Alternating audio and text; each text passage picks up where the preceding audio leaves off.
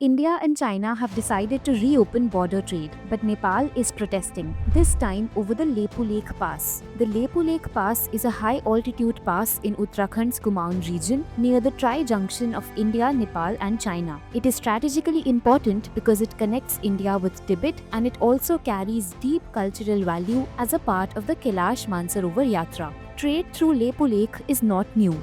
In fact, India and China began border trade here back in 1954. Decades later, Lepu Lake became the first official border post for trade with China in 1992, much before Shipkila in Himachal or Nathula in Sikkim. But Nepal objects. In 2020, its parliament even passed a new political map showing Lepu Lake, Kalapani and Limpiadhura as part of Nepal. Nepal bases this on the 1816 Treaty of Sagoli, saying the Kali River defines the boundary and Lepu Lake lies east of it. India disagrees. New Delhi says the origin of the Kali River lies further east and historically, the Lepu Lake route has always been under Indian control. Just this week, the Indian Foreign Ministry called Nepal's claims neither justified nor based on evidence.